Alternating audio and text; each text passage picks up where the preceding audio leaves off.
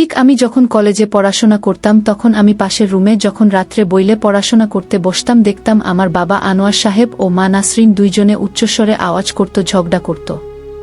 ব্যাপারটা একদিন দুই দিন মাঝে মধ্যে যখন এমনটা হতো। হঠাৎ করে আমি একদিন বাবাকে প্রশ্ন করলাম, আচ্ছা বাবা, আমি যখন পাশের রুমে পড়াশোনা করতে বসি, রাত 10টা 11টা বাজে, তোমরা স্বামী স্ত্রী দুজনেই যখন ঘুমাইতে যাও, তোমাদের মধ্যে হয়টা কি এমন যে ঝগড়া বেঁধে ওঠে? বাবা আনোয়ার সাহেব বললেন, রিমা, তোকে এই কথার উত্তরটা এখন না দেই, পরে একসময় দেব।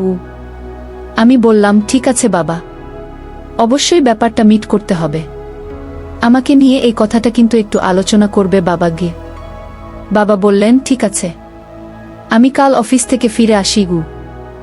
বাবা আনোয়ার সাহেব সরকারি চাকরি করত, আর আমার মা নাসরিন সে খুব বিলাসিতা করত, খুবই, মানে সেও নিজেও শিক্ষিত মহিলা, তো একটা প্রাইভেট কোম্পানিতে চাকরি করত। একটা মেয়ে সে যদি নিজে হাত ভরা টাকা ইনকাম করে তাহলে স্বামীকে কতটুকু প্রাধান্য দেয় বন্ধুরা তোমরা তো বুঝতেই পারছো। তারপরে পরের দিন বাবা আনোয়ার সাহেব অফিস থেকে ফিরে এসে বিকেল টাইমে আমাকে নিয়ে আলাদাভাবে বসল। বললেন, রিমা, কি বলবো রে মা, ছোট্ট তুই যাকে মা বলে ডাকছিস উনি একটা বাইজা মহিলা। আমার বাবা মাকে কখনো নাতিনকার মুখ দেখাতে পারিনি এই জন্মে, তাই তোকে সেই ছোট্টবেলায় একটা গরিব মানুষের কাছ থেকে, ওই রতন ফুলওয়ালার কাছ থেকে তুলে এনে আজকে মানুষের মতো মানুষ করে এত বড় সুশিক্ষায় শিক্ষিত করে তোকে বড় করে তুলতেছি। তুই আমার জন্মের মেয়ে না রে বাবা, তোকে তুলে এনে নিজের সন্তানের অভাবটা পূরণ করেছি কোনো রকমে, কিন্তু তোকে কখনো বাবা মায়ের অভাব বুঝতে দেইনি, তোকে কোনো অভাবই বুঝতে দেইনি, কিন্তু আমি আজ নিজে সুখী না রে মা। তোকে আর কি বলবো, তুই এখন কলেজে পড়াশোনা করিস, যুবতী হয়ে গেছিস। দেখ, পাশের রুমে যখন পড়াশোনা করিস তোর মা নাসরিন প্রতিনিয়তই আমাকে কোনো ভ্যালুই দেয় না। ওই যে একটা শিক্ষিত মেয়ে, তাছাড়া তার বাবা মায়ের টাকা পয়সার অভাব নেই, তার মধ্যে খুব বিলাসিতা, তাছাড়াও সে একটা প্রাইভেট কোম্পানিতে চাকরি করে। আমি যদিও সরকারি চাকরি করি, আমার টাকার আশে সে থাকে না, সে নিজেও হাত ভরা টাকা ইনকাম করে, কিন্তু বাবারে প্রতিনিয়ত প্রত্যেকটা ছেলেরই বউয়ের শখাহ্লাদ থাকে। তোর মা এই জীবনে আমাকে সেটা খুব কম ইচ্ছা পূরণ করেছে। এখানে আমার আফসোস, তুই আমার জন্মের মেয়ে না হলেও মেয়ের মতোই, তোকে আর না বলে পারছি না, একটু ব্যাপারটা বুঝে নিও, আমি খুব কষ্টের মধ্যে আছি। আমি বললাম, বাবা, তাহলে তুমি তার কাছে আপত্তি না করে চুপচাপ ঘুমিয়ে পড়লেই তো পারো, তাহলে তো বিশ্বাসটা চুকে যায়। অয়থা প্রতিনিয়ত দুজনের এরকম ঝগড়া বেঁধে ওঠো, এটা আশেপাশের মানুষ জানলে কি ভাববে? বাবার চোখের কোণে আমার এ কথা শুনে যেন হালকা জল এসে গেল। বললেন, মারে কি বলবো, তোকে আজ নতুন না, কতটা বছর যে বুয়ের কি সুখস্বাদ আমি বুঝতে পারি না। আর তাছাড়া তো জানিস না, আমাকে শুয়ে রেখে আমার পাশে এসে অন্য ছেলের সাথে রাতভরে মোবাইলে গল্প করে। জিজ্ঞেস করলে এটা বলে যে এটা আমার অফিসের কলিগ, অফিসের কাজকর্ম নিয়ে কথা বলে। কি বলবো আর, আজকাল যে জামানা পড়েছে আমি তো সব বুঝি রে মা। তোর মা নাসরিন যে কি করছে না জানি, কোথায় কোনো কার সাথে পরকিয়া করছে গি। আমি তখন ব্যাপারটা বুঝে ফেললাম। বললাম, বাবা তুমি চুপ থাকো, আমি দেখছি ব্যাপারটা কি করে দিই। তাছাড়া আমার আজ বাদে কাল বিয়ে দিতে হবে, আমি যুবতী হয়ে উঠছি, তাছাড়া আমি দেখতে শুনতেও বেশ সুন্দরী, একটা ভালো ঘরে তোমরা আমাকে বিয়ে-শাদী দেবে। তোমরাও বলছো, কিন্তু তোমাদের সংসারে যদি প্রতিনিয়ত এইভাবে অশান্তি চড়ে বয় তাহলে আমার ভালো জায়গায় বিয়ে হবে না গু। বাবা আনোয়ার সাহেব বললেন, তুই চিন্তা করিস না, তোর এই পূর্বাচল বিল্ডিংয়ের সংসারে সারা জীবন জায়গা আছে, দেখি তোর মার কোনো ব্যবস্থা করতে পারে কিনা। আমার দায়ের দোষ হয়েছে না রে মা। আমি বললাম, কেন বাবা, মায়ের আবার কি করবা তুমি? এই কথা বাবার উত্তর দিল না, বললেন, দেখ না গি, তারপরে এক যায় দুই যায়, ঠিক 1-1.5 মাস পরে মা নাসরিন অন্য একটা ছেলের সাথে, ওই শফিক নামের একজনের সাথে ভেগে চলে গেল। মায়ের অফিসের 5 দিন 7 দিন সে আর বাড়িতে ফেরে না, ফোন করলে ফোনের সুইচ অফ। বাবা আনোয়ার সাহেব আমাকে বললেন, রিমা, এখন দেখ তোকে যে কথাটা বলেছিলাম, একটু ধৈর্য ধর, অচিরেই দেখতে পাবি। তার মানে রাত জেগে জেগে আমার পাশে বসে আমার বউ যদি তুই অন্য ছেলের সাথে পরকিয়া করে রাতের পর রাত গল্প কাটিয়ে দেয় তাহলে তার জীবনটা কি হতে পারে। যাক, সে আজকে তার পছন্দের ছেলের সাথে ভেগে চলে গেছে গিউ। যা হোক, আমার বাবার মুখে এ কথা শুনে আমার খুব কষ্ট হলো। আহারে, বেচারা খুব কষ্টে আছে। তারপরেও একটা ছেলে মানুষ যদি বউয়ের কাছ থেকে দাম্পত্য জীবনে রাতের পর রাত এভাবে অনাহারে অসুখী থাকে, তাহলে ব্যাপারটা কেমন হয় বন্ধুরা? আর আমি একটা যুবতী মেয়ে, তাদের এই ব্যাপারটা মোটেও ভালোভাবে নিচ্ছিলাম না। অপেক্ষা করলাম 1 মাস। বেচারা গেল তো গেলই, বাবার সংসার থেকে আর ফিরল না। তার ফোনের আজও সুইচ অফ, কালো সুইচ অফ। তারপরে ঠিক 6 মাস পরে তার বাবার বাড়ি থেকে, চাঁদপুরের বাড়ি থেকে একটা ফোন আসলো, তাদের মেয়ে নাসরিনকে পাওয়া গেছে এবং আমার বাবা আনোয়ার সাহেবকে ডিভোর্স লেটার পাঠিয়ে দিয়েছে। সে নাকি তার অফিসের বসের সাথে বিয়েশাদী করে ফেলছে। বাবা আনোয়ার সাহেব বললেন, আজকে আমার ঘাট থেকে একটা বড় বোঝা নামল রে মা। রিমা, আমি যেন আজকে মুক্ত। আমি বললাম, কেন বাবা এত খুশি? তোমার ছেলেদের বউ চলে গেলে ছেলেরাও একটু মন ভার করে, কিন্তু তুমি দেখছি একটু ব্যতিক্রম। বললেন, না রে রিমা, আমি কি বলব তোরে? কতটা বছর এই বোঝাটা আমি ঘাট থেকে নামাইতে পারছিলাম না। আজ আমি মুক্ত। তাছাড়া আমার টাকা পয়সার অভাব নেই, কিন্তু এই জীবনে সুখ মিলল না গে।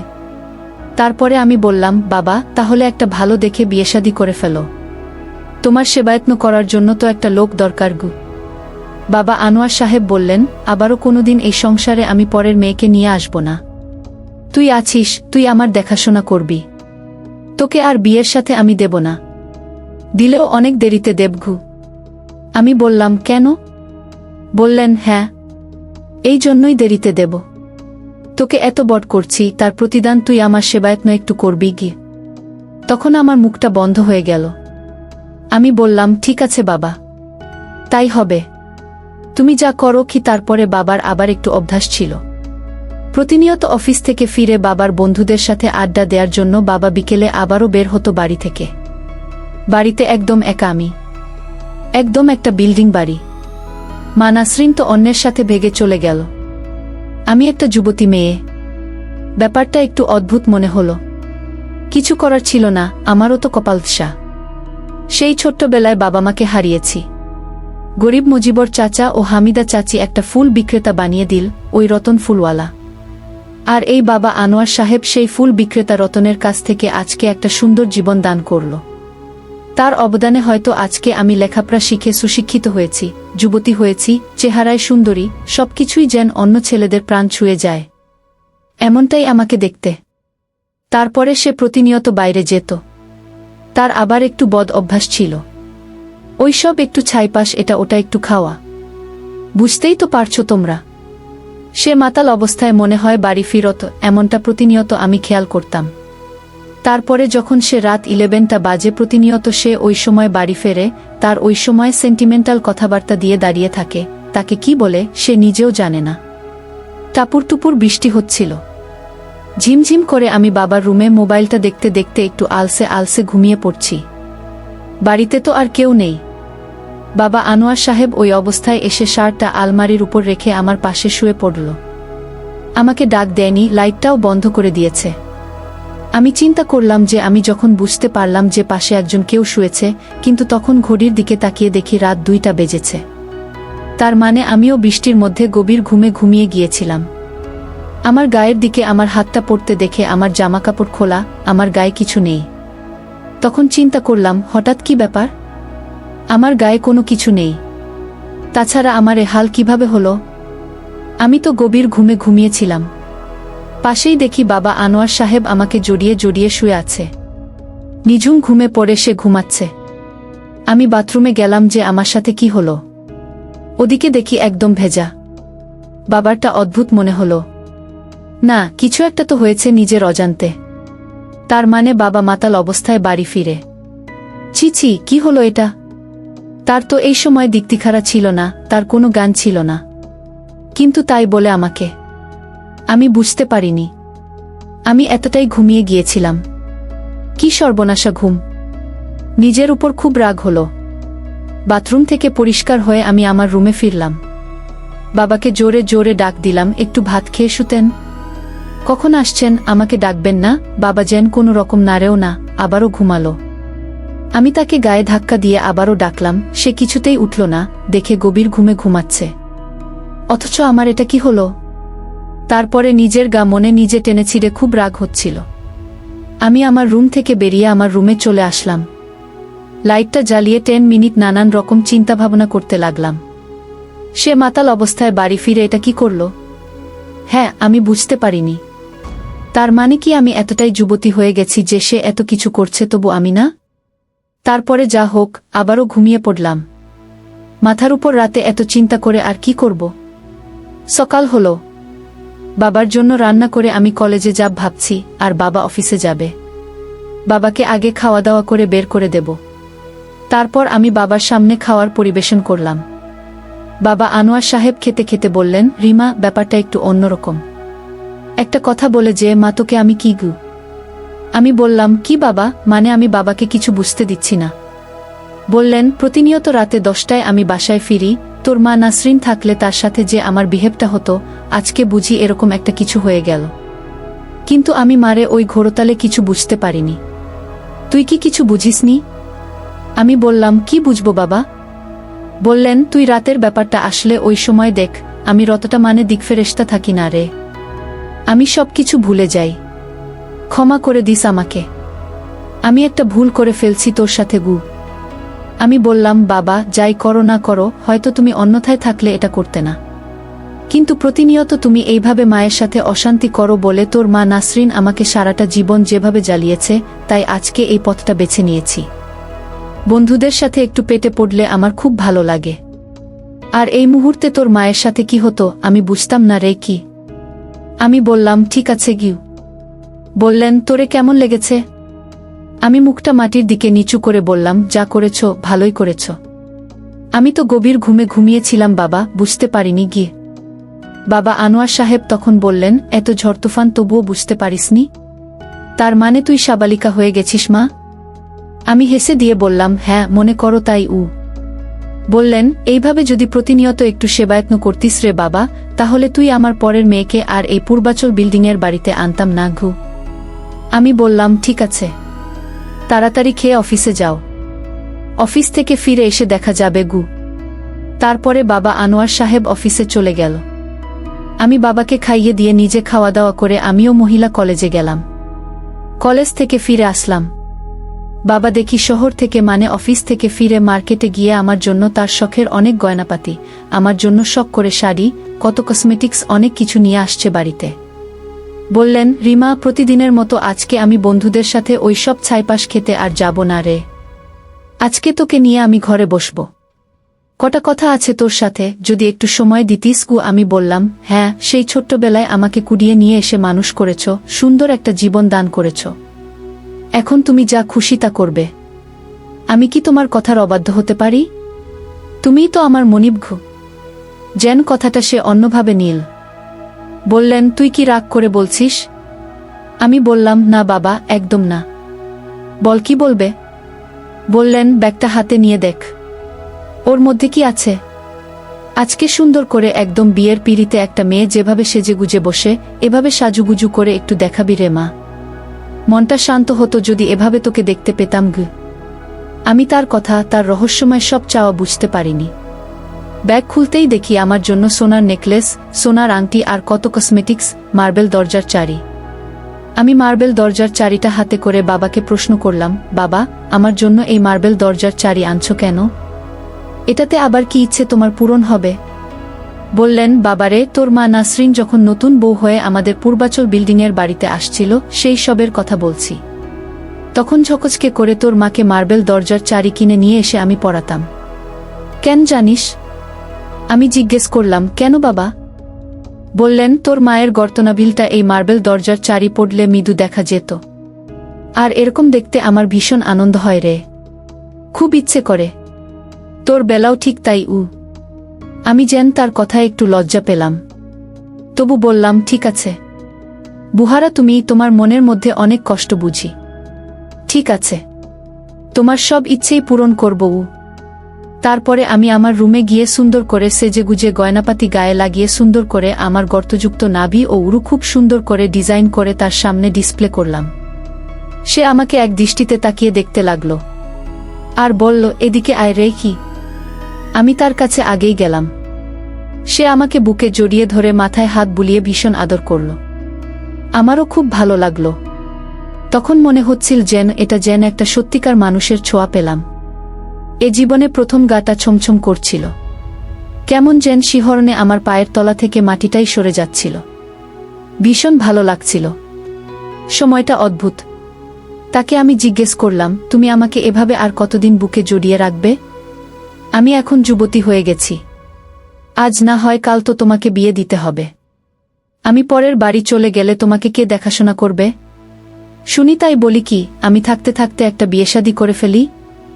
এই যে এই সব শোকাহ্লাদ, যত কিছু দেখতে মন চায়, তুমি তাকে সাজিয়ে গুজিয়ে দেখবে গু। সে কিছুতেই রাজি হয় না। বলে, তোকে কোনোদিনও আমি বিয়ে হতে দেব না রে, তুই আমারই সংসার করবি গে। আমি হঠাৎ চমকে গেলাম তার কথায়। বললাম, প্রভু, সেটা আবার কিভাবে বাবা? আমাকে তো তুমি মেয়ের মতো করেই লালন পালন করেছ। হ্যাঁ, হতে পারে তুমি আমাকে জন্ম দাওনি, রাস্তার থেকেই কুড়িয়ে এনে পেয়েছ, বুঝলাম।